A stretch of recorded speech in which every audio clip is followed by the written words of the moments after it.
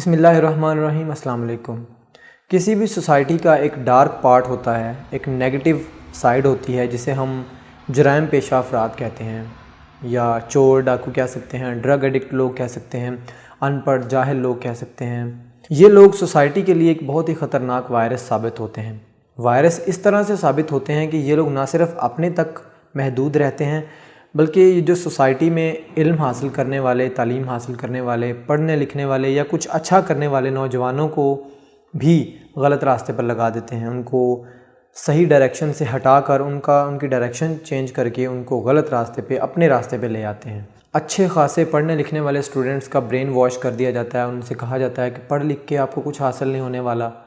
اور ان کو نشے پہ لگا دیا جاتا ہے، چوری ڈاکہ ڈالنے پہ، اس طرح کے کاموں پہ لگا دیا جاتا ہے، نشہ بیچنے پہ لگا دیا جاتا ہے۔ ایک اسٹوڈنٹ نے مجھ سے سوال کیا کہ سر میں شروع سے ایک بریلینٹ اسٹوڈنٹ ہوں، کیونکہ میں ایک بیکورڈ ایریا سے بلونگ کرتا ہوں جہاں پہ لٹریسی ریٹ بہت کم ہے، یہاں پہ ان پڑھ اور جاہل لوگ اور نشہ کے عادی لوگ، چور ڈاکو، اس طرح کے جرائم پیشہ افراد بہت زیادہ ہیں، کیونکہ جہاں پہ جہالت ہوتی ہے وہاں پہ یہ سب کچھ تو ہوتا ہے، جہاں علم نہیں ہوتا وہاں جہالت ہوتی ہے، اور جہاں جہالت ہوتی ہے وہاں پھر یہ ساری چیزیں تو عام ہوتی ہیں۔ تو اس نے کہا کہ سر جب گھر سے باہر نکلتے ہیں تو آپ کو اتنا ڈی موٹیویٹ کرتے ہیں، ان لوگوں کا سایہ ہم پہ پڑ جاتا ہے، اور یہ لوگ ہمیں کہتے ہیں کہ آپ کچھ بھی نہیں کر سکتے، پڑھنے لکھنے کا کوئی فائدہ نہیں ہے، اس قدر ڈی موٹیویٹ کر دیتے ہیں کہ اسٹڈی میں دل نہیں لگتا۔ تو ان لوگوں سے کیسے بچا جائے؟ سب سے پہلی بات کہ اگر تو آپ کا ایم، آپ کا مقصد زندگی میں آپ کے سامنے ہے، آپ کے ارادے مضبوط ہیں، آپ نے عزم کیا ہوا ہے کچھ کرنے کا، تو اس طرح کے لوگ آپ کا کچھ نہیں بگاڑ سکتے۔ اگر آپ ٹریک سے ہٹ بھی جاتے ہیں، اگر آپ کے ارادے مضبوط ہیں، آپ کی منزل آپ کے سامنے ہے، آپ کا ویژن کلیئر ہے، تو آپ واپس اپنے ٹریک پہ آ جائیں گے، ٹریک سے ہٹ کے بھی ٹریک پہ آ جائیں گے۔